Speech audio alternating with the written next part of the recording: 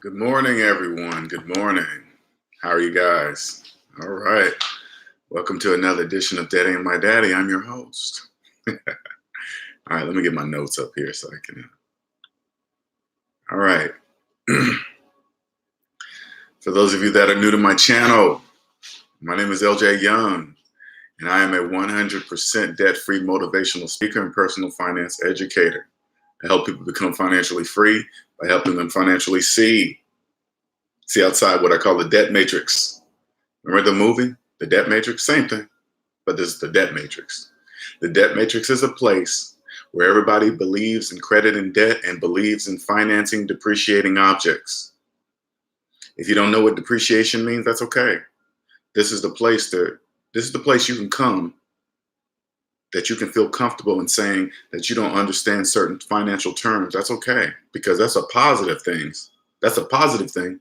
Because you're waking up to say, hey, what does that mean? Anything you don't understand that has to do with your money and you don't understand the terminology or the word for it, this is the place that will help you understand what that means, because you need to always know anything that happens to do with your money, anything. If you don't know, you say, I don't know. Don't take a guess at it. That's just like guessing at math. If I said, hey, what's 1 + 1? And you go, you do that. That's the same thing when you don't understand the definitions of certain terms in money.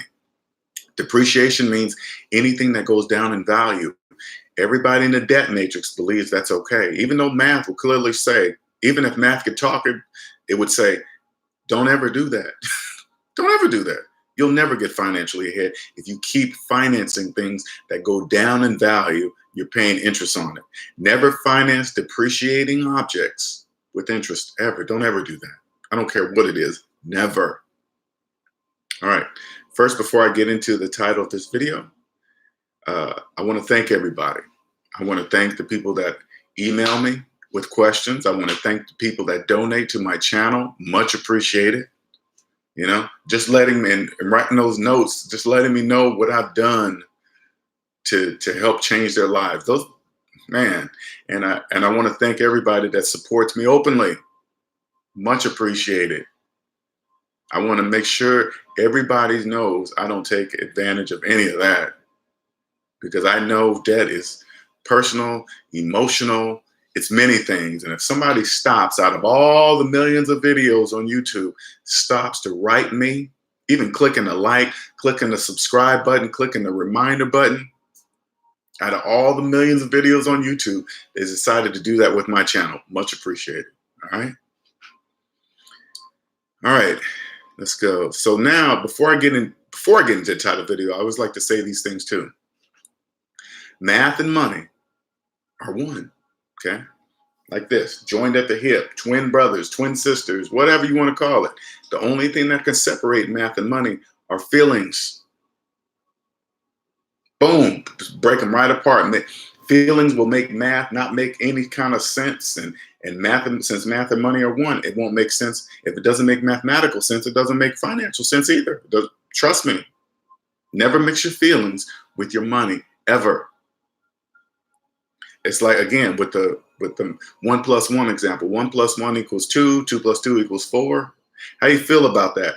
Does it make you feel warm and cozy inside? Does it depress you? Does it make you sad? No, it's just 2. It's just 4. Period.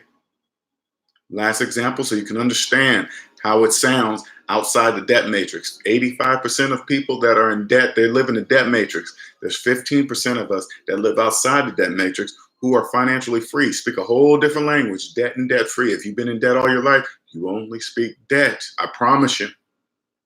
Outside the debt matrix, this is what it sounds like when you add your feelings with your money. Say like I was your boss, okay? You came to get your check, you open up your check and it was short. And you look at me and say, hey, boss, why's my check short?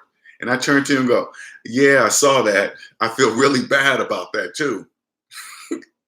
How does that sound? What would you say to that? You know, you would say, well, I don't care how you feel about it. I need my money. That's the exact same thing when you add your feelings and your money. Same thing. Same thing. All right, here we go. This is how simple, this is how simple it is in order for you to be financially free. Not the task in doing it, the task in understanding how simple this is, okay? I learned this in my 5th grade, 6th grade school class by Miss Klingensmith. She was my math teacher. The reason why I still remember her name, because I used to always get gold stars in these math and money games. This dime, the dollar, add a dime to that, it equals $1.10. I used to love those games, but then it stopped right out of grade school. You ever notice that? Math and money games just stopped out of grade school. Why is that? You know why? Because that's all you need when it comes to your money. That's all you need, 5th grade math, period. Add up all your savings. Add up all your debt. Savings minus debt equals how much money you have in real life. Real life, I'm looking at my notes too. Real life, okay? Why don't you recognize, how come you don't see this? Because you believe everything you finance, you believe you own it. This type of financial freedom is not free. It's a different price for everybody. It's not the same price for everybody. How to figure out your price? Savings minus debt equals your price. That's how much it's going to cost you to become financially free, like me, like 15% of us that are financially free. That's your cost. Now you got to be willing to pay it. You got to pay it. It's not free. You can't just come over here and be free without paying the cost. It costs money. All right. Now, I'm going to take you through some examples to give you, to help you cross over out of the debt matrix. Now, how I expose the glitches in the debt matrix, I just use math. This is how to help you. Now, don't get me wrong, because I was in there for the first 40 years of my life. I get it. I get why it doesn't make sense. I get why you can't even ask nobody to ask them these questions, the things that you're learning on my channel. Why when you ask somebody else that it doesn't make sense? Because they're in the debt matrix with you. That's why they don't get what I'm saying. You're like, hey, man, I came across this dude on the channel. And he says, all I got to do is use math and I can get out of debt. And they're probably going to look at you and like, what? What are you talking about? Because they're in the debt matrix.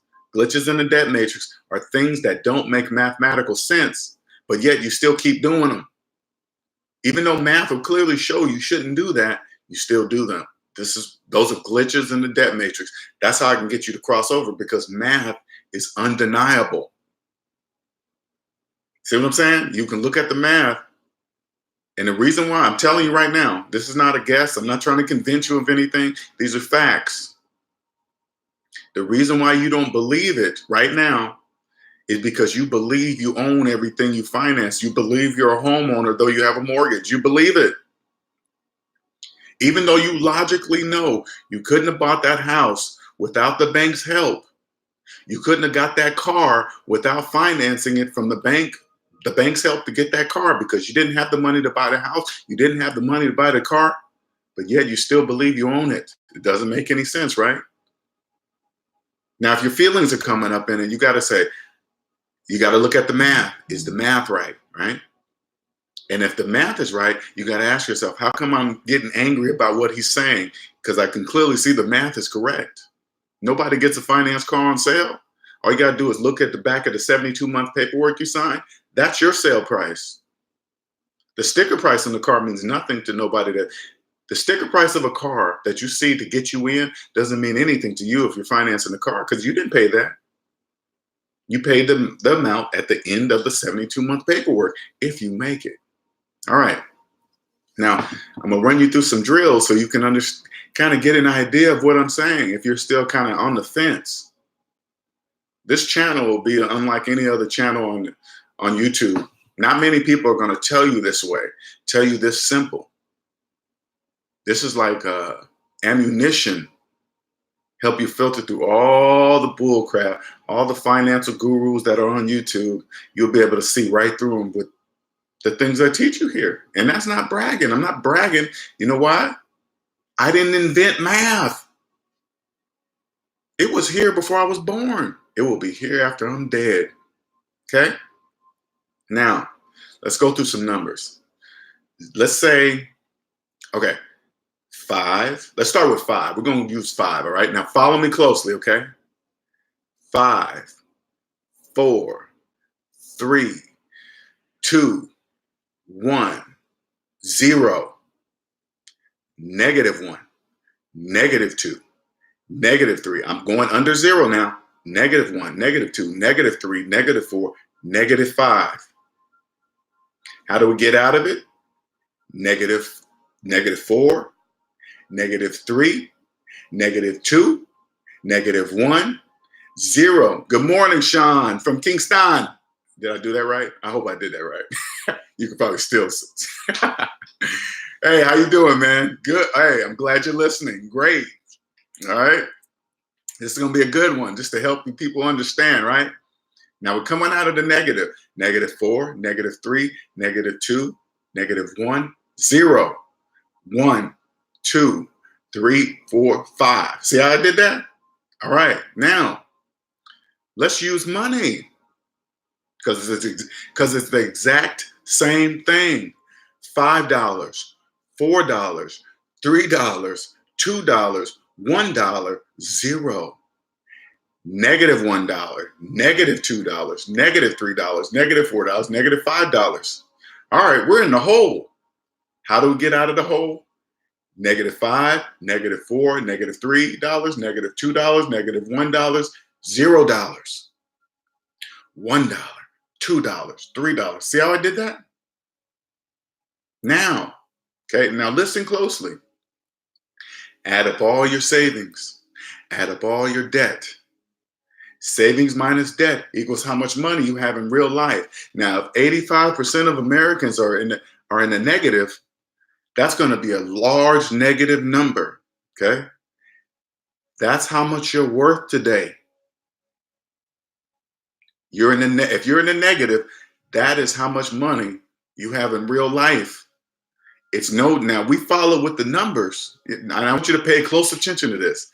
We did it with the numbers, and we know that what I just said was correct, right? How come most people cannot associate those numbers with their money? Even though it's exactly correct, it's real, right? But people don't believe that large negative number. Why? Because most people believe they own everything they financed. People with mortgages believe they are homeowners, even though math will clearly show that they're not. They're loan owners. They're not homeowners, they're loan owners. For 30 years, 30-year loans. I don't know how the mega rich banks got people to accept making a payment for 30 years of their life. And that whole 30, and that's, listen closely, that's only if they never refinance once. Again, this is a place to help you understand what that means, okay? If you refinance your home, say like you're in your home for 10 years and you refinance, if you're in your home for 10 years, right? That means you have 20 years left on that house. If you refinance, that starts the clock all the way over. It goes back to the 30. Now, if you refinance, you're back to the 30. You're telling all your friends, hey, I've been in this house for 10 years. So what? That means nothing. That means absolutely nothing. You're paying 30 again. See what I'm saying? But many people don't. Now, don't get me wrong. I was surprised that people didn't understand what that meant because they're so focused on the lower monthly payment because they're spread back out again. Now they believe they have extra money at the end of the month. See, even though math will clearly show that they don't. And the whole time, they still believe they are homeowners. Crazy, huh? I remember, now this is kind of off the subject, but I want you guys to understand that I was in the debt matrix for many years, okay? I'm not talking about anybody. This is the safe place for you, okay? I will change your life. I will change your financial tree. Once you come on this side of the game, once you come on this side of the financial game, you won't be able to help but teach your kids, teach your family members that will listen, teach your friends that will listen. You have more control of your children to kind of trying to kind of guide them into when they're growing up. But family members and friends, if they're ready to hear it, they're ready to hear it. If not, you better just shut up. You better not say a word if you still want them to stay in your life. Now, I remember I had this, I was a computer engineer for 20 years, okay? All right. And I remember this is when I was still trapped in the debt matrix. I remember I was looking at this house that was close to my job. I was looking at buying this house, but I remember something inside of me was like, all right, if I buy this house, and buy meaning by finance, okay, because I didn't have the money to buy it, am I really saying that I'm going to stay at this job for the next 30 years of my life? This is what I was thinking to myself, but I didn't have anybody to ask this question because everybody around me in the debt matrix was doing the exact same thing, right? I was thinking, if I sign these papers, am I saying I'm going to be here for the next 30 years at this job? I mean, nobody can even, I can't even predict that. Nobody can, right? And I was like, man, I really don't think I want to work here for the next 30 years, go into the same doors, the same building, the same people for 30 years? Mm-mm. And what if I decided I didn't want to work at this job anymore and my new job was across town?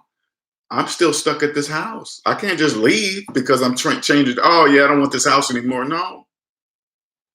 And if I ain't got any money, if I don't have any money to buy the house in the first place, I'm pretty much upside down in the house until equity happens, or all this same bullcrap that people say, hey, you get in, use the FHA mortgage to get in, and then all of a sudden you gain the equity, and then that's debt talk. Good morning, Ill Wills. Good morning. Welcome. I always get off the subject. Anyway, I'm gonna stop saying that, because if I get off subject, because I feel like getting off the subject, period. If you're new to the home buying process, let me tell you something. FHA mortgages are for people that will not accept that they cannot afford a home. They're only for those people, okay? Now, if you come across some people that this is the main spiel that they always sell you on, hey, get in now while you can, because the market's going to rise to get too high, and you won't be able to get in if you wait too long. They get you all nervous and scared, right? And then you jump in. Once the house earns equity, then you can refinance out of the house and get into a traditional conventional mortgage, blah, blah, blah, blah, get it, blah, blah, blah, blah. That Charlie Brown voice, wah, wah, wah, wah, wah. That's debt talk. It's all debt talk. Now, let's step outside the debt matrix. This is what they're actually saying to you when you translate it to debt-free speak. You don't have the money to get into the house right now. And right now, at this moment, before you sign the papers, you don't even have a mortgage. You mean to tell me you're going to get in an FHA mortgage with a mortgage now and no money, and you're going to somehow have the money to refinance out of that FHA mortgage into a conventional? No, you're not. No, you're not. No, you're not. Because as soon as people with no money get into an FHA mortgage, and then now they got to furnish the house. Now they got to have a matching car for the house because they got to impress other people in the debt matrix. Because let me tell you something. The only people you are impressing are other people in the debt matrix. You're not impressing people outside the debt matrix. We can see right through you. Oh, crap, really? All we got to do is ask you a couple of questions. And if you don't answer the right questions, we already know you did it wrong. Hey, what type of mortgage do you have? Half the people don't even know. They'd be like, oh, I don't know. Do you have PMI? What's that? I don't know. How much money did you put down? Oh, I didn't hardly have to put any money down. That's all I need to ask you. When you ask people in the debt matrix those questions, they have no idea why you're even asking those questions. Don't even know. Now, I'm not talking bad about anybody. If you're in that situation, I'm not talking bad about you. I want you to see something. This is the channel to not be embarrassed about your financial decisions. Be proud that you're waking up to understand, wait a minute. That's right. Wait a minute. Yeah, I didn't have any money. How'd they get me in a house with no money? It's no different than when asking a person with a new iPhone Pro 11, hey, did you pay cash for that phone? They go, oh, no, man, I didn't. Then I'll ask somebody, and then I'll look down at their hand, and they got the iPhone Pro 11 in their hand. They don't even know what they're saying. What they're really saying outside the debt matrix, I didn't have the money, so I decided to pay more for that depreciating object than what it's worth. And I'm proud to show everybody it. See what I'm saying? Don't be like Ulysses. Welcome, welcome, welcome, welcome, Ulysses. Welcome. But again, they don't know what they're saying. Get what I'm saying? Don't be that person. I'm helping you understand. You get outside the debt matrix, you will kill it. And they will not have an idea of how you're doing it. You can tell them. This is the wonderful thing about speaking debt free and being financially free. You can speak debt free and they'll be like, what? What are you talking about? That doesn't exist. Everybody needs credit. How much? They say things like this. How am I supposed to buy a car if I don't have credit? Did you just say that out loud? Did you just say that out? No, you can't say this. This is what you must say in your mind. Don't say this to people, your friends, your family, because you will lose your friends and family. Don't ever do that. You just say it to yourself. Did you just say that out loud? There's only one way to buy a car, and that's cash. All right, let's get back on the subject. Oh yeah, whole other beast. You done said it. Hey, Ulysses, if you want friends and family in your life, you better stop. You better stop. You better stop. You just got to go. Either this is what I do, right? If I get amongst the people in a group, right, friends around, and they start talking about money and I just get up and leave. Now, most people know what I do, so they automatically already start looking at me, right? And I don't make eye contact because they're looking for me to say something. I don't say anything. I'll get up and leave. And I've had actually people say, hey, L, where you going? Hey, man, I'm just going to get a drink. I'm going to get a coffee or something. I'll just leave and let them talk amongst themselves. Because it'll just bug the crap out of me. And then I have to say something. But I've learned over the years to not say anything. That's what I'm talking about, ill will. That's what I'm talking in the back of the car. So they will exactly, because people say that all the time. Pack them up, leave them in the house. I'll get to them tomorrow. I'll get to them tomorrow. I'll get to them tomorrow. Don't let anything, like when you get there to return those boxes, guess what, ill will? There's going to be a long ass line. Don't even let that bother you. You stand there patiently. Yep, I'm about to return your stuff. Here you go. You ain't keep charging me money and taxes on this equipment. Nope. A lot of people don't know. Even like me at home, I even got my own cable modem. I don't even want to pay the $7, $10 a month that they charge for you to rent their cable modem. A lot of people don't understand besides paying the monthly price that you must have, they charge you taxes. If their equipment is on site, they're allowed to charge you taxes for their equipment. If you have your own stuff, you only pay the price of the service, of the internet service, okay? And you don't pay taxes on the equipment. I learned that outside the debt matrix. I was like, man, I didn't know that. I know I didn't know that because I was trapped in the debt matrix. Right in the car, I know, fancy remote too, right?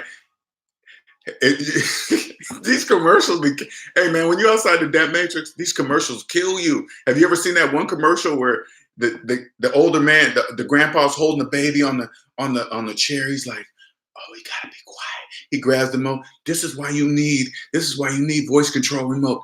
Hey, change the channel to 5. Oh. I'm like, are you serious? Really? But hey, let me tell you something.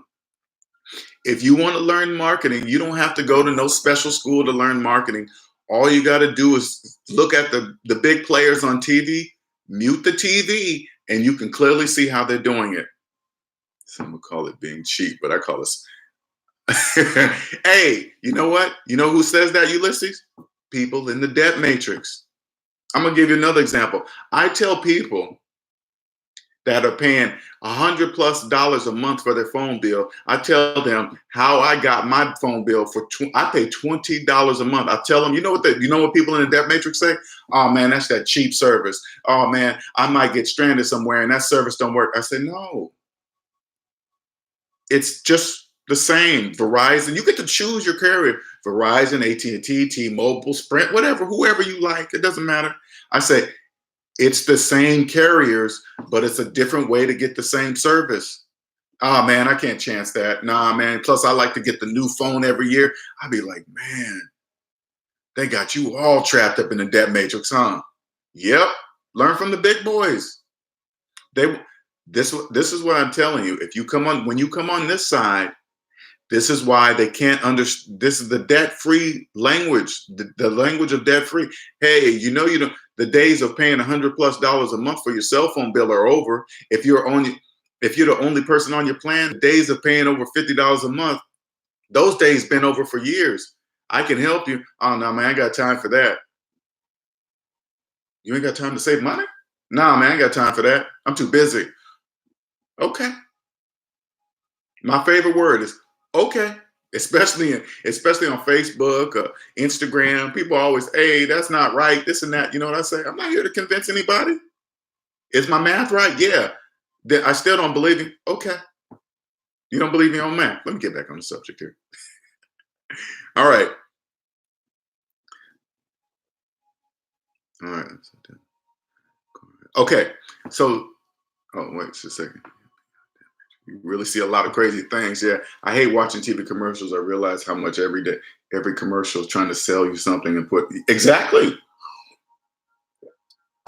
Remember, Ulysses, that's a feeling that you hate them doing that. That's a feeling. You better jump on board with your business. You better watch how they're doing it with their business, and you better do your business the same way. You better create a commercial somewhere where you're cleaning windows and somebody's behind the window smiling and so happy that you're cleaning. Make the window really, really dirty. Make sure the person behind the window has a child in their hand and say something like, you know, it's really dirty and you're cleaning them. And imagine a kid taking his fingers across and licking the window, how it would cause them disease. Oh my God, you better use all that, Ulysses. Okay? All that. Even though the chances of that happening are slim to none, but it could possibly happen. You better use all that. Don't hate. You better watch and say, oh, even though that has nothing to do with window cleaning, you make it seem like that. You better believe it. You better copy them. Don't be like, now, I know in the debt, outside the debt matrix, we look at it and we like, oh man, that's so stupid. That will never happen. You know, but that's not the point. The point is that if you just make people believe it'll happen, that's it. Hey, I'm the best window cleaner. I'll prevent from your kid from getting disease. You don't want them to lick the dirty window and lick their fingers and get some. Hey, that's all you got to do. Pretend that because it could possibly happen. That's all. You're not lying, right? That's how commercials are. Look at car commercials. Car commercials they barely say anything about the car.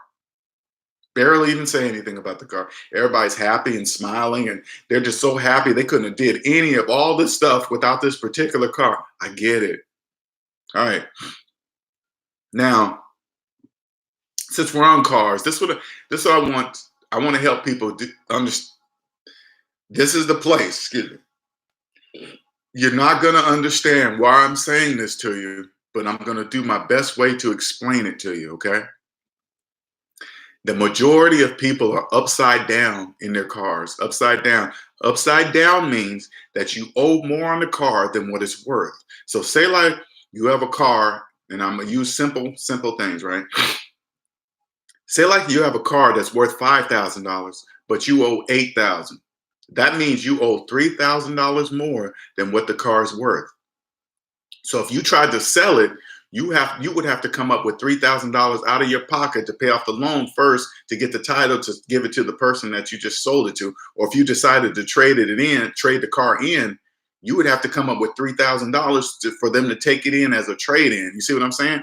But most people don't even have that. So what they do is usually at car lots, they'll take your car in for a trade in, give you pennies on the dollar for it, which buries you even further in the car. And then they'll roll that money, that extra money that you owe on a car into the next loan. I don't know how they do that. That should be totally illegal, but it's just business. I get it. And now they take that extra money and put it into the next loan, which burying you even deeper in the new car loan, with interest, and then they wrap it in a bundle with all the taxes, and then they charge you interest on all that stuff, and now you're even deeper in the hole. But to you, you think something else. I don't know what you I don't know what you pay. I don't even know how to quantify that. I really don't. But you're deeper in the hole. Now you think because your payment's cheaper and you got a smaller car, now you think you're doing better. Nope. Matthew McConaughey.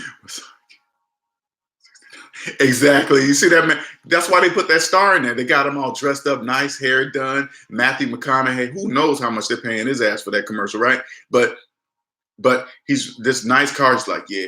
Basically, this is what they're saying. You could look like me in this car. Yeah, you could look like Matthew McConaughey because I have one. They probably gave him the car for free. Who knows? Doesn't matter. Probably gave him one for doing a commercial plus money on top of that. It's nothing. He probably gave that to his kid, his cousin. Here, you can have this car. I don't even drive this car. Here, take it. It's free. but to the consumer, if I buy that car, I'll look like him. Exactly. That's all we wanted you to do. Come and finance it. Come finance the car, right? But anyway, when you're upside down the car, this is what you got to do. You ready? Now, you're going to have to brace yourself to what I'm going to say. Now, in the beginning of this video, I said 85% of Americans are in debt, and they're desperate just like you are. Okay?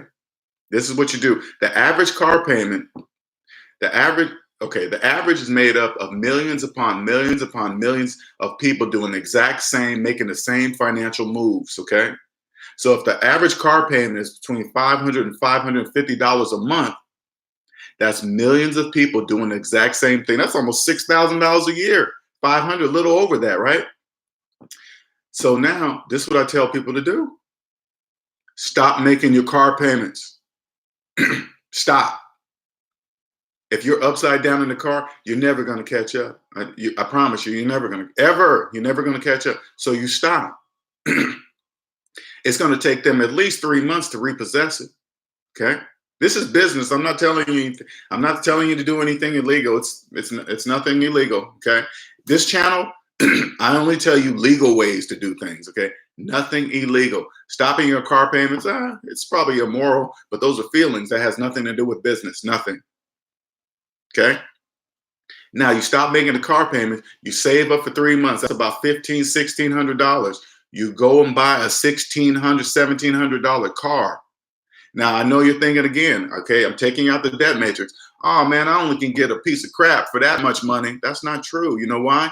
Because there are desperate people in the debt matrix, just like you, ready to sell a quality car for cheap. Because why? They need the money. They need the money for whatever reason, save their credit, whatever, make a payment on something. They don't want to look bad to other people in the debt matrix like they're broke, not realizing that they are broke. But anyway, that's not the point. You save it up.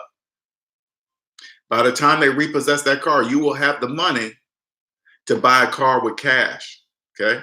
They take the car. They're going to sell it. Yes, you're going to owe a balance. Don't worry about that part. You're probably thinking, oh, what about my credit? See how people think? If this is you, say that out loud. Oh, but what about my credit? Say it out loud. Say it in the mirror. You're broke. Why are you still worried about your credit? You have no money. But you're still worried. That's debt matrix talk. That's debt matrix training. That's debt matrix conditioning. See what I'm saying? Don't worry about that. Yes, you're going to have a balance. There's a process. They got to go through this process. They got to sell the car. And then they got to get a judgment. This is all a process, okay? By that time, this is what you do. You have bought that car cash that you have for $1,600, $1,800. You go to somebody that's desperate, okay? They're selling that car for a reason. If you know 85% of Americans are in debt, you go to that person and say, all you got to do is just listen to them. Oh, I'm getting a divorce. Just lost my job. Whatever. Doesn't matter. You have 18, add a little bit of money, maybe get 2,000. I say up 2,000. You have $2,000 to get the car cash. And guess what? When you own your car, you don't have to have full coverage anymore. You get to dictate your insurance. So not only do you not have car payments without interest, your insurance drops. So now you're stacking dough. So it's going to take at least 6 months for them to come around and try to get the remaining money of the balance. By the time that comes around, You will have stacks of money. And then when they come and say, hey, you got that car repossessed, you owe us $6,000. You know what you say to them? You know what? I got 3,000. If you take 3,000 in this debt and we clear, you got to get this in writing. You don't say it over the phone. Hey, I get this, all right. You say, I got $3,000. Do you want it? They're going to take it. And you say, if you accept this $3,000, this debt is paid and cleared and paid off. Send that to me in writing. When they send you that in writing, and then you take that money, you must have the money. You can't just be talking. You must have the money ready. You put that money on a prepaid debit card. You never give them access to your checking account, ever. Because if you do, they'll take it all. I promise you, they'll take it all. You put it on a prepaid debit card with the exact amount you need, give them that card number, they get paid, you are done.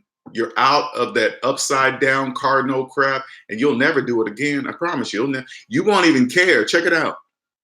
When you're free, you won't even care what the other people in the debt matrix think. Say like you let go of say like a Cadillac Escalade. Now you're driving a Honda Accord.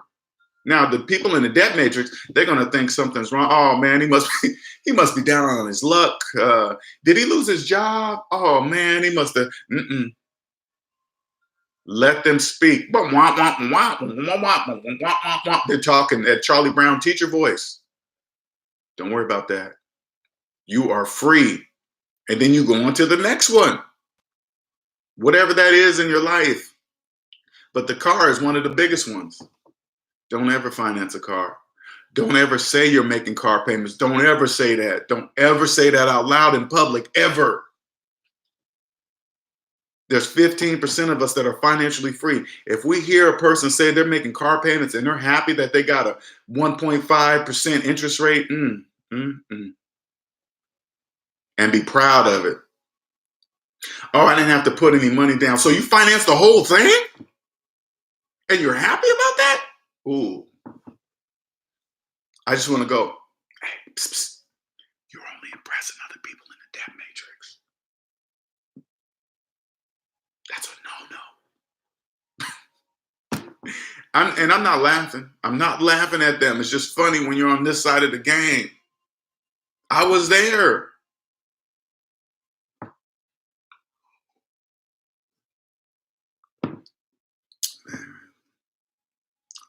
Now, here's the last one. Now, people with bad credit, right? They don't realize they're closer to freedom than people with good credit. Don't even realize it.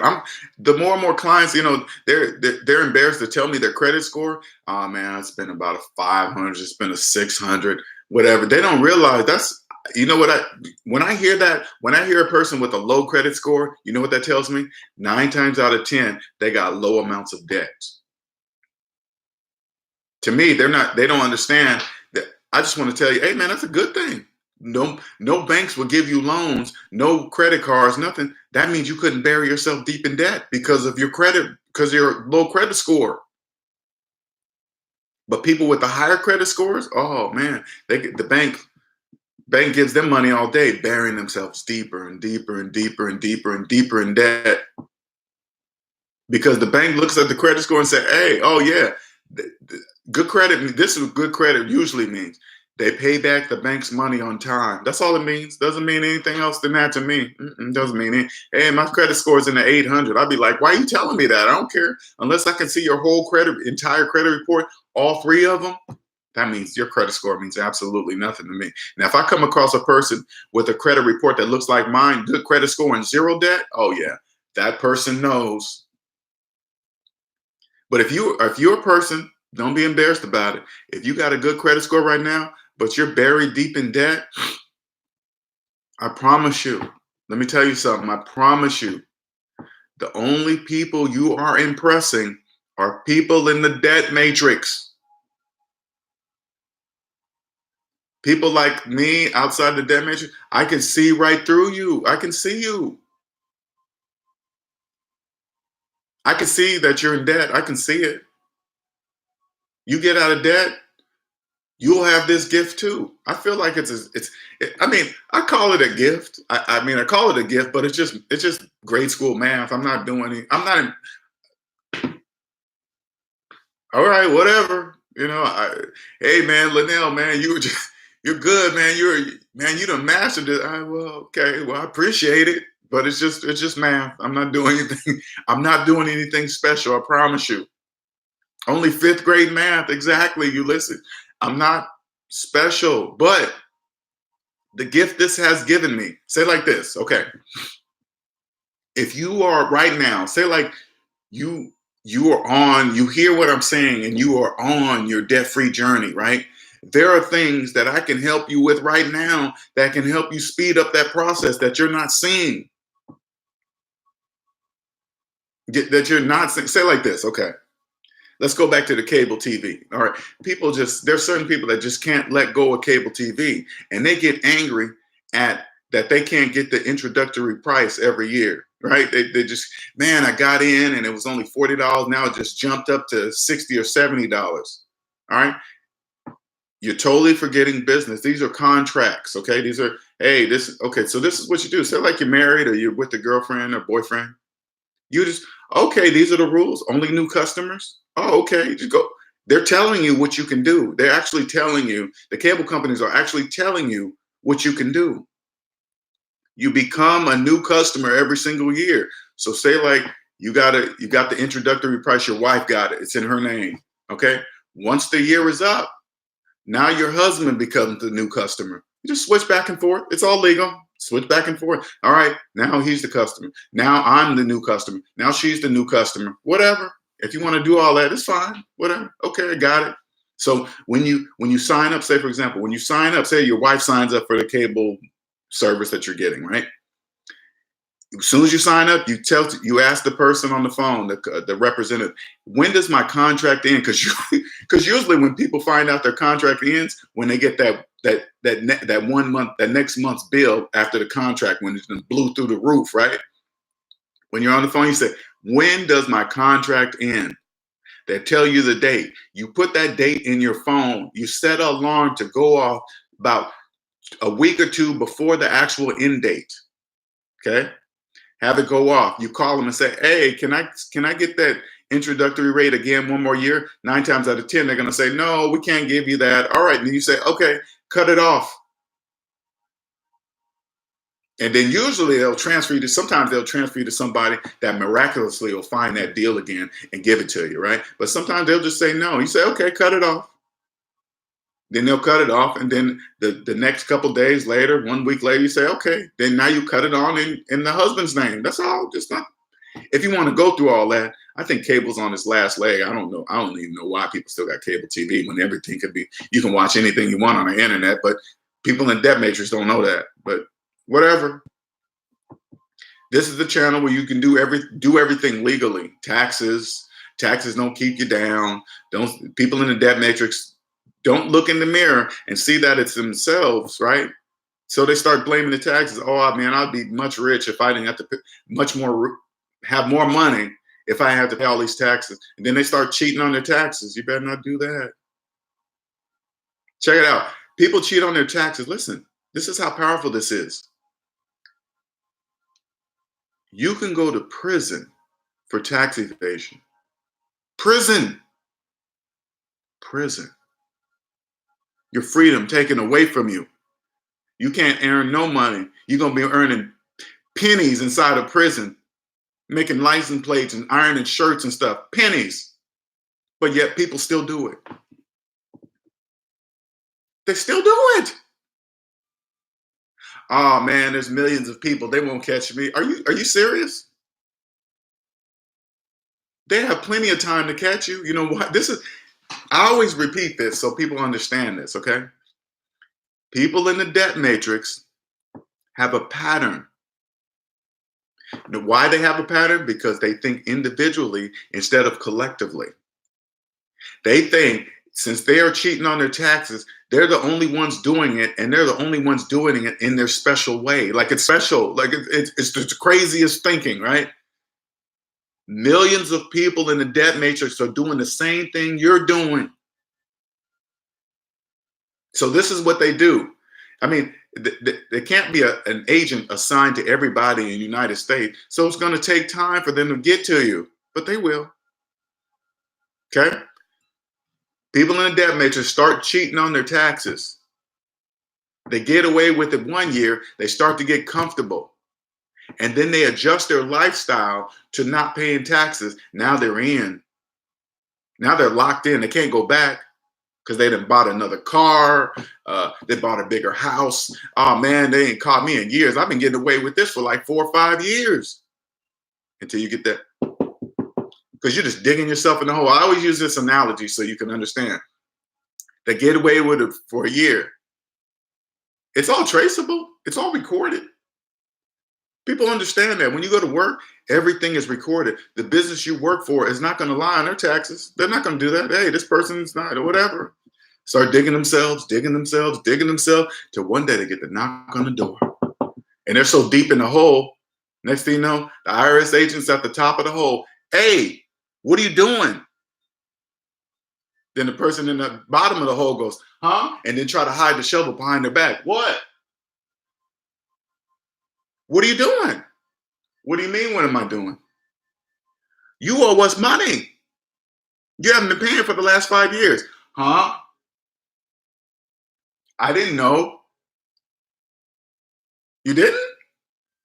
Taxes been around before you were born. You know you're supposed to pay taxes, right? Oh. You know what the agent says? All right, you don't know? Now, not realizing all the dirt, how they've been digging, all the dirt's piled at the top of the hole. It's right there in front of the agent. It's right next to him. The agent goes, you didn't know? He's standing next to the pile of dirt. It's stacked high because you're so deep in the hole. You don't realize how high the dirt is at the top of the hole. The agents go, you didn't know? There's a big pile of dirt right here. You didn't know that. Mm-mm. You know what the agent says? Oh, you didn't know? I'm gonna push all this dirt and bury your ass in prison if you still don't know. And then you're gonna be like, oh man, I don't want to go to prison. Okay, now you're gonna be taxed with fines and fees and penalties. You can't bankrupt it. And if you don't pay, we're gonna send you to prison. Now everything that you thought was so valuable, the cars, the houses, the jewelry, that won't mean anything to you if you're gonna go to prison for it. Now it's meaningless, even though it was meaningless in the first place. But now you'll see the true value of this stuff that you thought was so important. When it comes to taking away your freedom, you'll see how unimportant that stuff is. Won't mean anything. You won't care about what anybody thinks. Oh man, you driving that old ass Honda that you don't care. I'm gonna drive the old Honda so I don't go to prison. See how it is? That's reality. See how that works?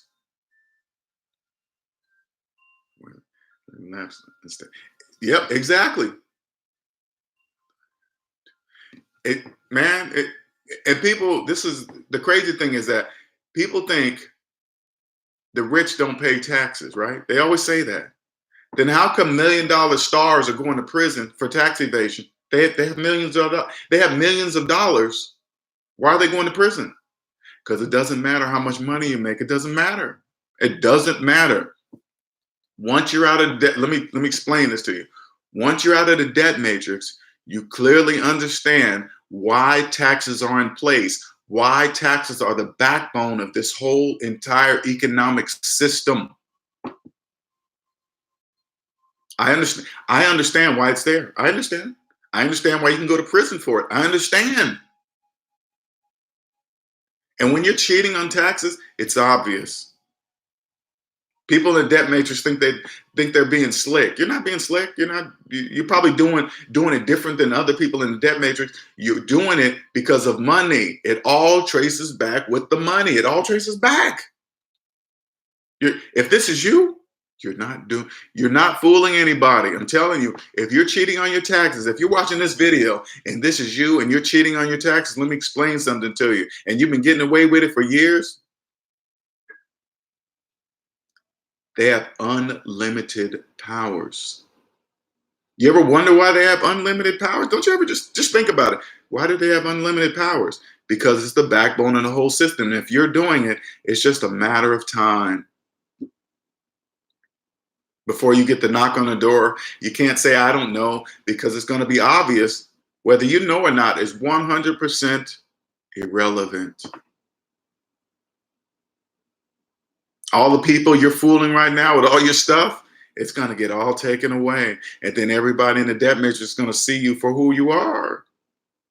Sorry. That's why credit those tax scams that the scammers do on people. Hey, I'm the IRS agent. You don't pay me this amount of money. We're going to come and take you to jail. And people panic and pay it. You know why they pay it? Because they don't understand how it works. Check it out. I had a tax person call me just the other day, yesterday, matter of fact. And this is what they said. This is what they said. Hey, they called, I didn't answer the phone call, so they left a message. They go, hey, it's a recording. Your social security number has been attached to some fraud or something. And if you don't call us back, you're gonna get a knock at the door and they're gonna take you to jail and you're gonna go to prison and this and that. I'd be like, does this bullcrap really work? So I decided to call back. And this is how you get them to stop calling, okay? This is how you do it. Don't avoid the call. Call them back. So I called them back. I said, hey, and I put on my scared voice. Hey, so I got a call that said I could possibly go to jail and there's some fraud on my social security number. They go, okay. You hear that Indian voice. Now, there's criminals in every nationality, okay? So I'm not picking on Indians, it's just the East Indians that mostly do it. And I'm sure that the upstanding East Indians are disgusted with those criminal East Indians. I'm sure of it because I used to work around many Indians in the computer industry and they can't stand those kind of people, right? So I call them up. Soon as they pick up the phone, you can hear like they're in a damn factory of people in the background, all doing the same thing. You can hear them all talking in the background, right? And I go, hey, yeah, this is how you stop it, Ulysses. This is how you stop it. You go, hey man, I got a call. This is how I sounded too. Hey man, I got a call that is fraud, and he says, okay, what number was it that called you? So I give him the number that I saw on my caller ID, and this must associate to the list of people that they call on this list with this particular number, right? And just make the connection, whatever, right? He said, okay, and what's your name? I said, my name's Michael Jordan. All right? They go, oh, your name is not Lonel Young? I said, no, it's Michael Jordan. Are you sure? I said, yeah, my name is Michael Jordan. They go, oh, okay, I hope so. I hope for your sake that this is not you or something like that. I said, I keep telling you, my name is Michael Jordan. Now, what they'll do is they'll take my name associated with that number off that list because they know it's incorrect information. So they'll knock me off the list. But if you continue to ignore it, if they leave messages and you ignore it, they'll obviously know they must be reaching the right person because you're not calling back and saying, hey, why are you calling me? That's not me. Normally people would just do that if they keep getting repeated phone calls and repeated messages. You got to call them back and say, hey, that ain't me. Hey, my name is, Sammy Sosa, whatever you want to say, right? So they'll take you off the list. But this is what you got to remember too. It sounds so corny. I guess when you're out of the debt nature, it really sounds corny, right? It sounds so stupid, because they tell them, hey, you want to, people that they kept, if it wasn't working, they wouldn't do it. You got to remember that. If it wasn't working, they would stop, but it's working. They tell these people, hey, you must pay it, else you're going to go to prison or jail. How do I pay you? You go to Walmart, get some prepaid cards, or go to Target. That sounds so stupid.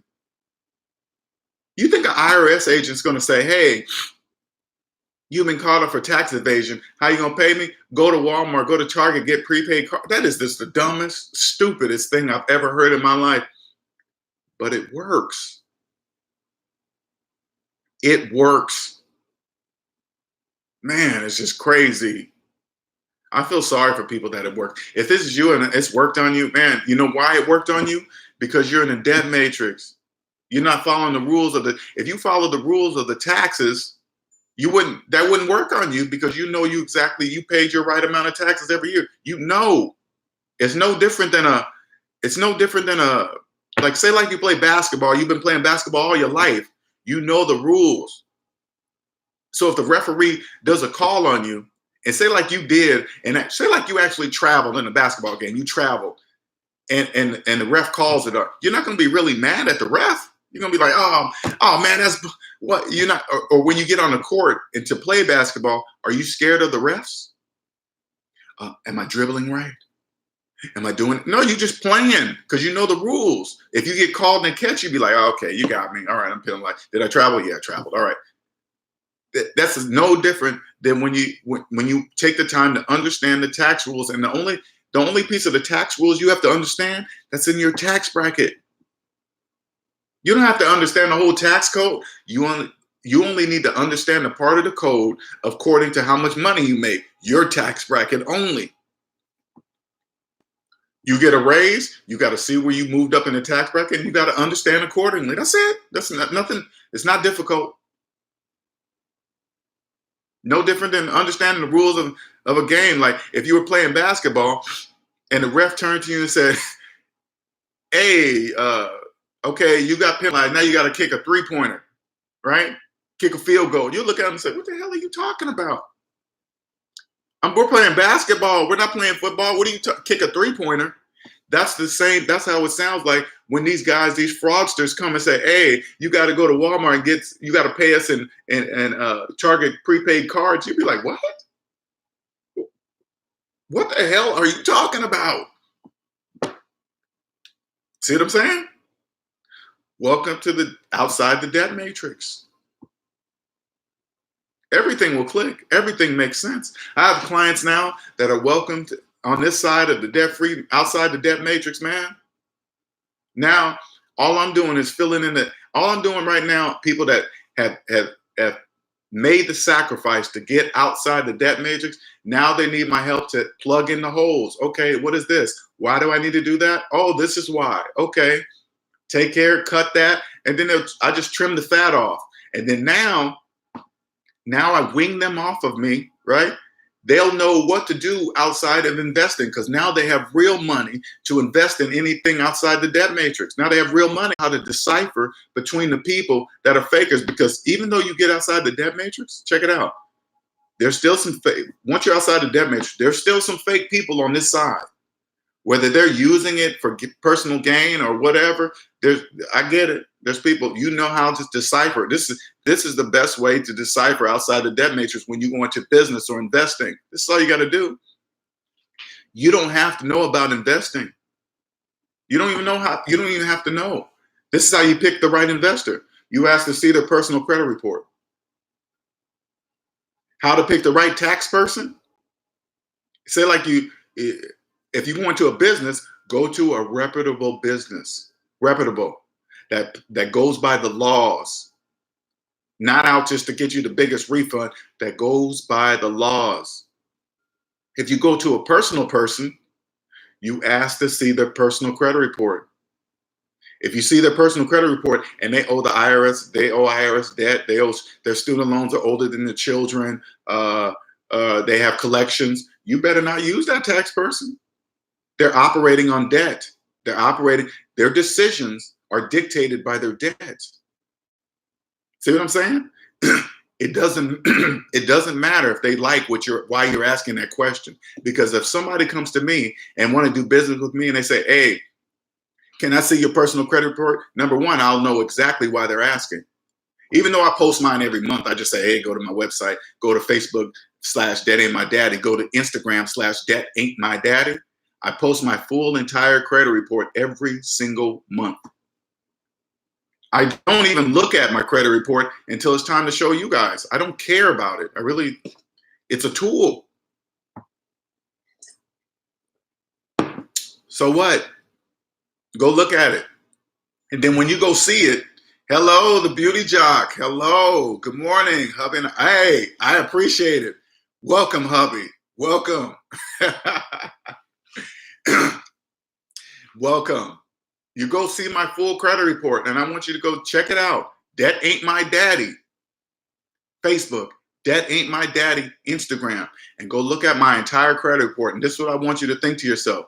How come Linnell is the only person on the Instagram, on Facebook, that posts his entire credit report? How come everybody else doesn't do that? You know why? Because they don't want to show you how much debt they're in. They only want you to see that high credit score. That's a facade. That's a magic trick.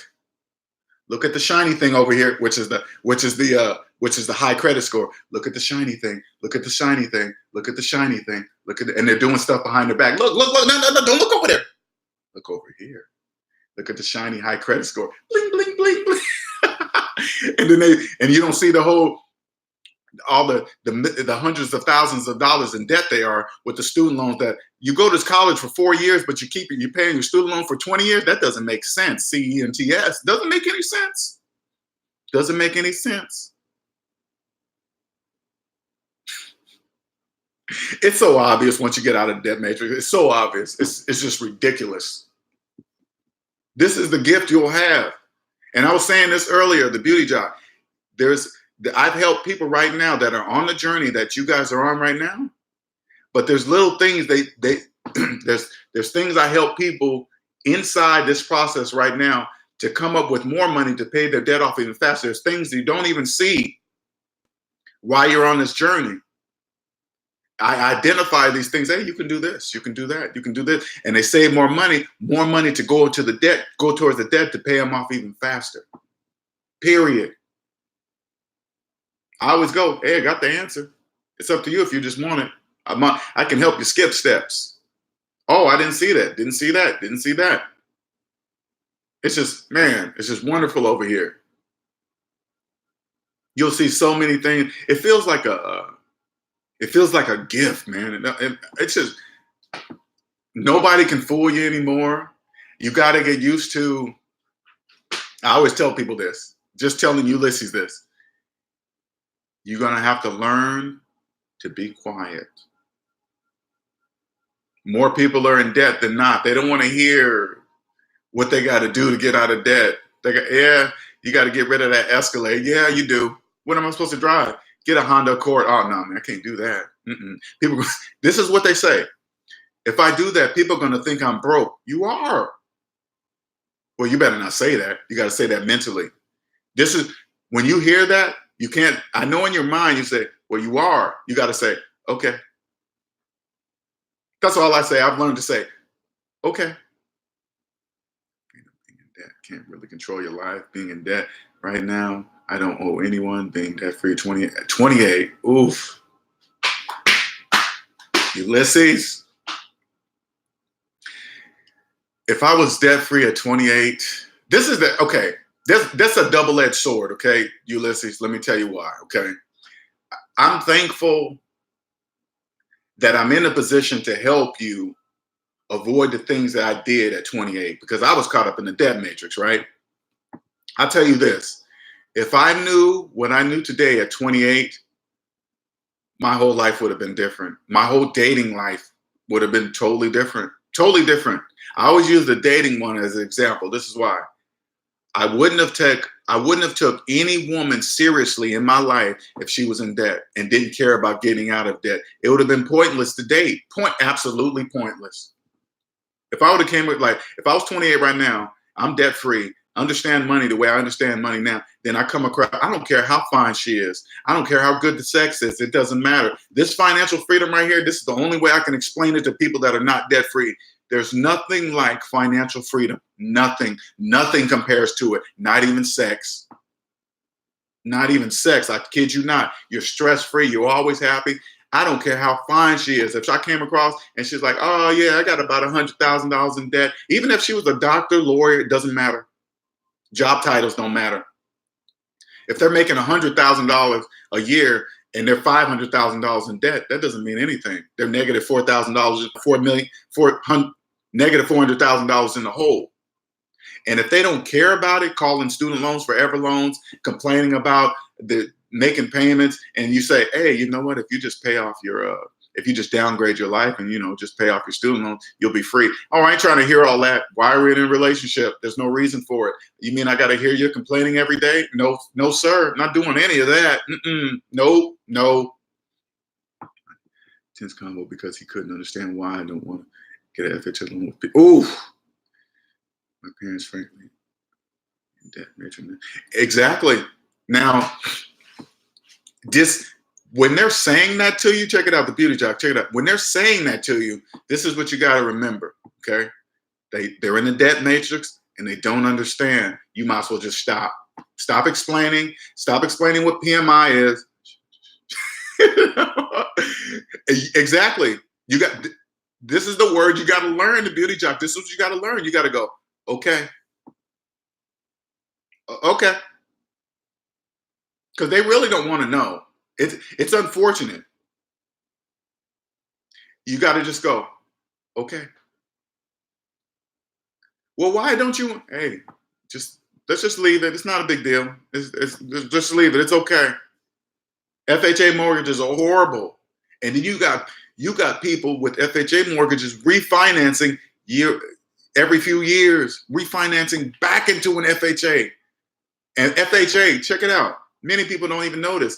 FHA mortgages have 2 PMIs. 2. One you pay up front that you finance inside the loan, because people getting FHA mortgages really don't have any money. So they finance that fee right in the beginning, and then they got a PMI through the whole 30-year life of the loan. That is required.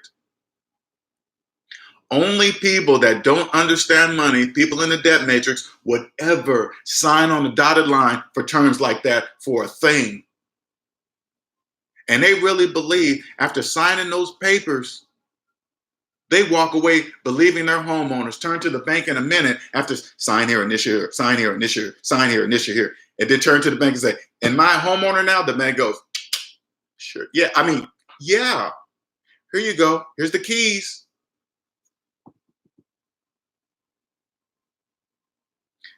But I'm not mad at the banks. Don't be mad at the banks. Don't be mad at student loans. You hear people online talking, oh, student loans are the death of they're so evil. Why are you talking about feelings? The banks are in the business of making money. They're not in the business of feelings. They're not in the business of caring how you feel about it. They're not in the business of teaching people about money. They're in the business of making money. And here is the biggest, when you're on this journey, okay? Let me tell you something that you can now hear. Have you ever gone through your life and heard every now and then, it's spotty, right? Spotty through your life. Have you ever heard somebody say, money's not real? Right? Through different periods of my life, I used to always hear people say that, hey, money's not for real, right? But in a debt matrix, I would pull out the money in my pocket and say, yes, it is. I'm feeling it. I'm touching it, right? It's not real for those in debt. Add up all your savings. Add up all your debt. Savings minus debt equals how much money you have in real life. If you're in the negative, money is not real for you. Here's the example, okay? If you have $100,000 in student loan debt, say like that, right? You got your paycheck and it was $5,000. Now, people believe once they get their paycheck and cash it, they have money. But if you do the math, that's negative $95,000 right at that moment. And that's only if they take the whole $5,000 and pay it towards a student loan. But that's negative $5,000. That money in their hand is not real. It's not there. That's a magic trick.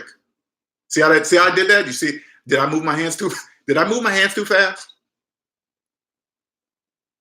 5,000 minus 100,000 equals negative 95,000. Shells. It's always going to be the same, but they don't know it's invisible. Yeah, see, exactly. The beauty job. He's like, what you mean? We were in the debt matrix. That's why you couldn't see it. I once couldn't see that. I'd be like, this person's crazy. What you mean money's not real? I got it right here. I got hundreds. Yeah, 100. They're just different numbers on different pieces of green paper. That's it. Money's not real for them. They'll get check it out. They'll get a home equity loan, right? And they will think they have money because they can log into their account and see the digital numbers on the screen. That's not money. Those are digital numbers. That's not real. That's digital numbers. Money's not real for those people who are in debt. Had I known, check it out. Had I known this, right? Now, throughout my life, never once out of my working entire life had I fully funded my 401k. Never. They used to always say, hey, there's a limit, like this year, it's up to $19,000. I'm just using this example right now. It's up to $19,000, okay? They used to tell me that number. I used to go, $19,000? Oh my God. There is no way I'll be able to fill that ever, right? Ever. Had I known that was guaranteed money every year, I'd have been doing that years ago. Because knowing people in debt can't fully fund that. The government, a 401k, that's the government saying, hey, you do us a favor, we'll do you a favor. Tell you what, you fully fund that 401k, right? You get to, there's a trifecta. You get to take $19,000 and put it away for your retirement. That's number one. You get to earn interest on that money in whatever 401k account. That's number two. And that same year, you get to take $19,000 off your taxable income. So they take it out of your income, which drops you in your tax bracket. That's number three. And since now that you're out of the debt matrix, you think collectively, the majority of Americans are in debt. They can't afford to do that. So they stay high in their tax bracket, paying the highest amount of taxes. And the difference between you and the millions of people that cannot, whatever the amount of money is that in between, that's money in your pocket. Cha-ching! Trifecta, baby. You can't see that. Go try to tell somebody that in debt. Try to tell them that. They're going to look at you like, what?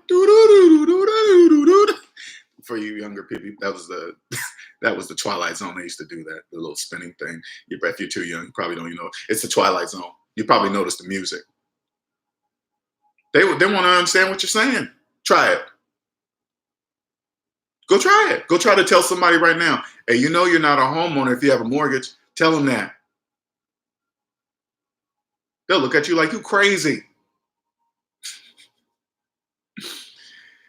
Yeah, it will. Man, I'm so happy with that dude, man. Get rid of that cable. Oh, my God.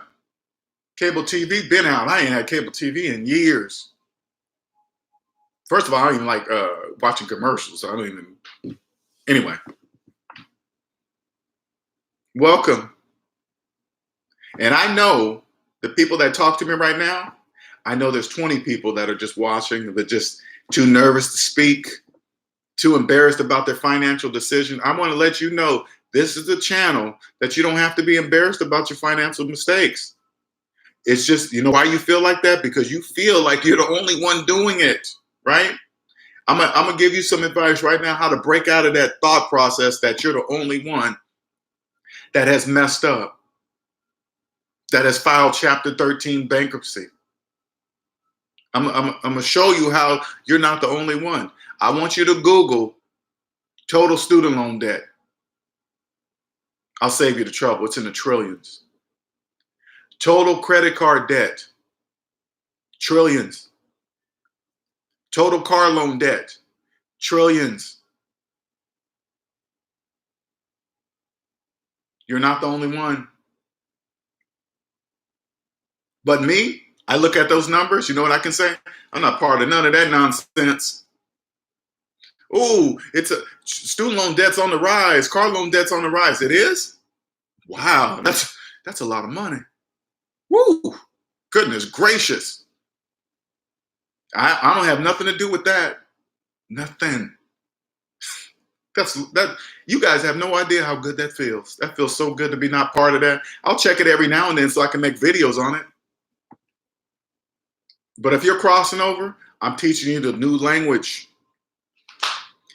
I'm teaching you how to keep your friends and family by using the word okay. OKAY. Okay. You better get used to it. You better get used to that word. Okay. Now, when they start to get you, when they start to get used to you, you know about finances, they'll bring up the conversations around you. They really don't want to, unless they ask you directly. You better not get part of that conversation. You better not be part of that conversation. You're gonna be looking for an argument when you know it's nothing to even argue about. It's just math. Why you want to stop and say, why are you arguing against math? I didn't invent it.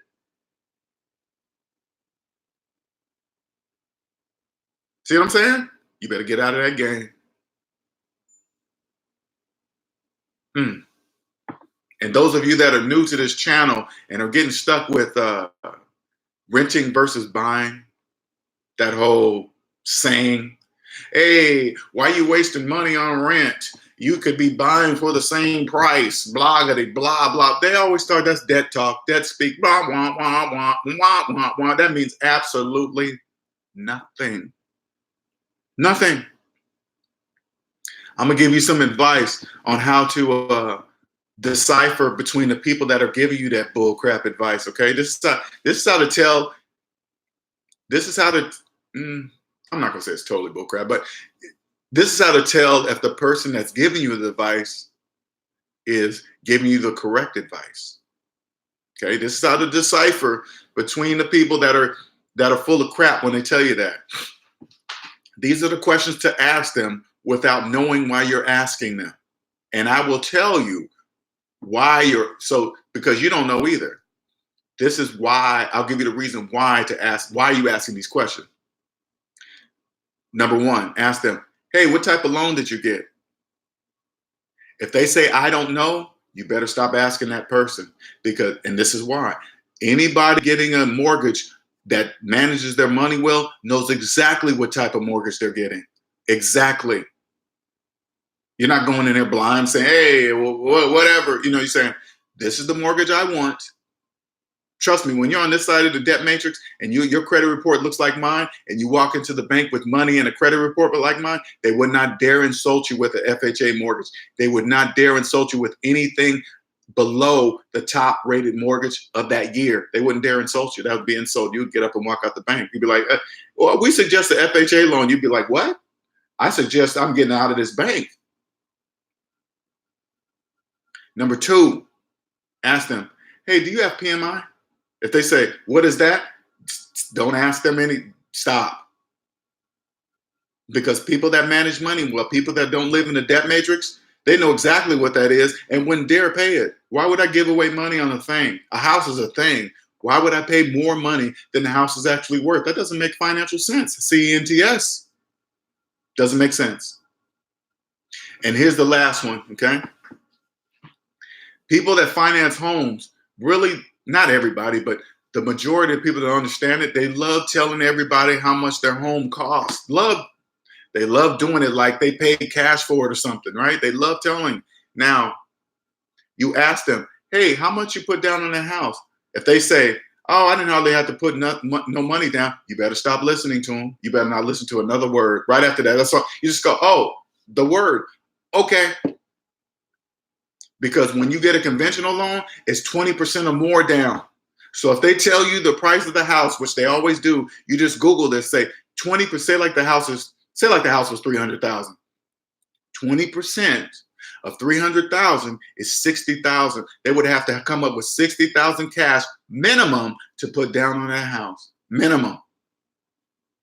If they say, oh, I didn't have to hardly put money down, you better not listen to them. You know exactly what type of mortgage they got, and it's not a conventional. It's not. It's not. That's how you tell if you're getting the correct advice.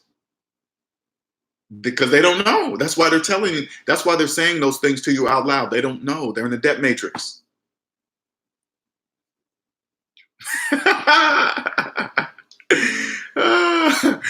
I'm only trouble to the people in the debt matrix. Man, hey, Ulysses, when I get online, I go through videos, man. I go through financial videos. This is just what I do. I want to see what kind of advice. First, I'll go to financial gurus, right? And I'll see how many views they got. I'll see how many subscribers they got. And I'll be like, man, and this guy is telling such bad advice. Now, I don't get on there and comment, say, hey, that's wrong. Listen, There's no need for any of that. There's no need for any of that. They're just doing it wrong. I just click to the next one. I'll be like, man, you're making all this money telling bogus advice when all they have to do is this. Hey, let me see your personal credit report. If you let me see your personal credit report, I will believe every word you're saying. If not, I'm not believing anything you're saying. Nothing. You got to treat your personal finances like a business. You can't walk into a bank, right? Check it out.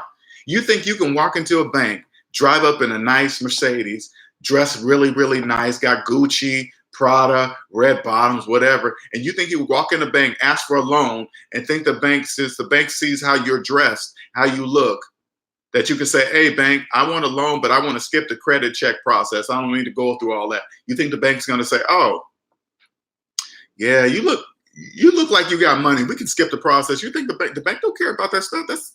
That's stuff. That's how you got to treat your personal finances. Anybody looking to ask you to invest in whatever or take some money and do this, you got to ask to see their personal credit report to see if the person that's giving you this advice knows exactly what they're talking about. Their credit report will never lie to you. I promise you, it will never lie. Because people in the debt matrix, they don't know they're there. So they're not going to know why you're asking to see their personal credit report. They're going to automatically assume that you're talking about their credit score. You're not talking. That's just an indicator. Nothing more than that. No, they're going to say, oh man, because when you ask that question, they're going to say, oh, my credit score is this. Then you got to say, no, that's not. No, I want to see your entire credit report. They're going to say, why you want to see that? And when they ask that question, that's all the information you really need to know. If they ask why you want to see it, if you want to answer, you can say, because I want to see how much debt you're in.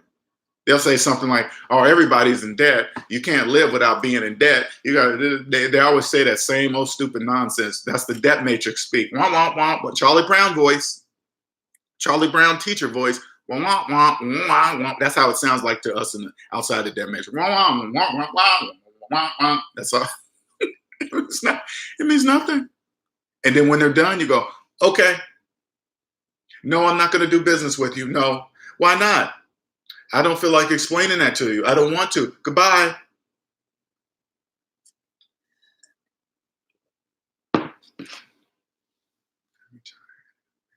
Exactly.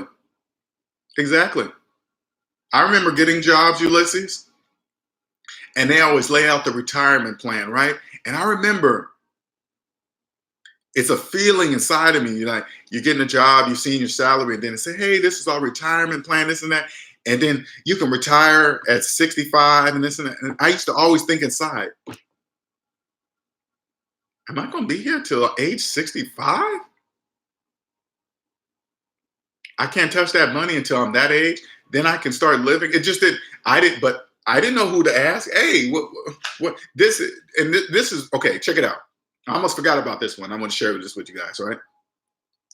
I remember when I became debt free, I worked one more year. Right. And I remember maxing out my 401k. I could go online and just move a bar and say, I want to take out the maximum amount that I'm allowed by the IRS to fill out my 401k, which was $18,500 back then, right? And I remember I pushed the bar up because when you're debt free, you have money, you can afford to do that now, right? So I pushed it all the way up. This is when I understand the benefit, the guaranteed return by doing that, right? Tax savings, right? And I remember I got a call from HR. Hey, Mr. Young, yeah. Hey, we noticed that you moved your 401k to the maximum amount. Do you know how much money that's going to come out of your check each week or each whatever I was getting paid? I said, yeah. Are you sure? Yeah, I did it.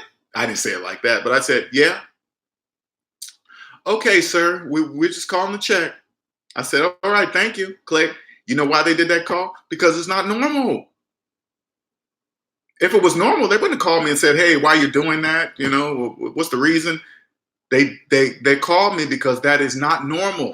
That should tell you how rare you are when you become debt free. You'll do things that don't seem to be normal to the majority. I know exactly why I was doing it, because I'm going to save thousands of dollars in taxes every single year. That's guaranteed money, guaranteed. Any other investment, stock markets, ask your investor, hey man, if I invest in this stock, is that money guaranteed? They're gonna tell you no. This money is guaranteed. Who can guarantee that? The government. See what I'm saying? There's so many things.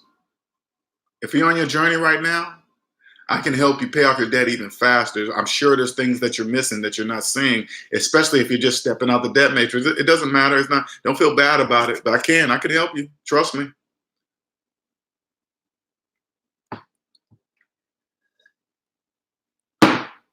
I'm gonna get off here, man. I'm gonna get off here. As you can see, this is my passion. I'm gonna enjoy the rest of my day. Hit the gym. Debt-free freedom is so lovely. That's the only thing I can say to you. There's nothing like it. Nothing.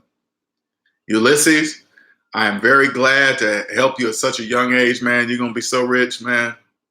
But you better be quiet. We already talked, man. Hey, by the way, let me tell you guys, Ulysses has his own podcast. Why don't you put that up there, Ulysses? He has interviewed me twice now. We're going to start that up more. So you guys can hear him do his thing. And for those of you that are in his age group, I want you to hear what it's like to be financially free at his age. I want you guys to see, hear from a person your age that's living it. Hear his experiences. Hear his experiences from other family members, friends, how they treat him, thinking he's rich, that since he has money, he can loan it to them. It's just the craziest nonsense. How you learn to say no. Once you're financially free, you remove feelings from your money. Hey, you got it. You can loan it to me. No. Why not? Because I said so. No. Or you can do like the other suggestion. Some people are hard to say. They have difficulty saying no. Just go like this. Hey, when I give you this, I'm going to give you this $50. If they ask to borrow 50, right? This is the same. Hey, can I borrow 50 till payday? Whatever. That means that says so many more things than what they're really saying, than they even realize what they're saying. But you say, I'm gonna give you this $50, and make sure you pull up the recorder on your phone, video record this, because people that borrow money always tend to forget that they borrowed money and they get mad when you ask for it back. It's the craziest nonsense. I don't get that, right? Anyway, you go, I'm gonna give you this 50. Once I give you this 50, you can never ask me to borrow money ever again. Make sure you put that on recording. So when they forget that you came up with this plan, you press play on your recorder. So to remind them, yeah, you did. You say, hey man, remember I told you can? No, man, I don't remember that. And you go play. And then you show it to them. Make sure you save that recording somewhere, because they're gonna ask you. Oh man, why you still tripping on that recording? What do you mean? Why am I tripping on it? What do you mean? No. Good. And you better be saying no in 2022, Ulysses. And it better be a strong no. When you say no, check it out, Ulysses. When you say no, don't let it be a no like this. Nah, man. No. Nah. You go, no. So there's no misunderstanding. You look them directly in the eyes. No. I had my niece try to use me as a reference to co-sign in the car. You know what I said? No. Because she financed a high rate. I mean, they know better. Financing a car, period. You think once they start making the payments, I'm gonna give them permission to start bugging me, calling me up, saying, hey, where's this person? How come they're unreachable? Can you get, you ain't doing none of that. I said, you better take me off that list. No. Okay, sir, we'll take you off the list as a reference. Yeah, thank you. The answer is no. Am I the bad guy? Yep, don't care. So what? She doesn't see what's going to be happening in the future. If you're financing a car at 29%, you're gonna fail on that car. Trust me, you are. And then they're going to call everybody that they asked on that reference list. Everybody. When you got good credit and you manage your money well, there's no reference list. They already know you're going to pay. The bank already knows you're going to pay back their money. They're not going to Get off. This is what people don't know. I know I keep going on and on about it, but listen, if the finance place you are going with that you're financing a car needs references with phone numbers, you're doing it wrong. Okay, first of all, I would never finance a car to even get in that predicament. But if I needed to finance a car and I manage money well and come up with a large payment down, they know they're not going to need a references of people. They're going to look at my credit report, look at the money I put down, and know that I'm going to pay them back. They're going to know it. Oh, we don't need all that. We know you're going to, yeah, you ain't mispaying. Nah, yeah, you're going to give us some money. See what I'm saying? But if they're looking for a list, there's a reason why they're looking for a list of people to call. So they can, you give their, if you say yes, yeah, I can be a reference, you're giving them legal permission to call you and bug you to look for this person that's not paying their debt. How do I know why they're, no, sir, not doing any of that. Let me get off here. It's 1 hour, 30 minutes. I'm gonna cut it off right there. You guys have a wonderful day. Thank you, Ulysses, Ill Wills, the Beauty Jock. Appreciate you guys each and every time. Sean Moody, I know you be working and listening to me. Much appreciated. All right. You guys have a wonderful day. Have a good one.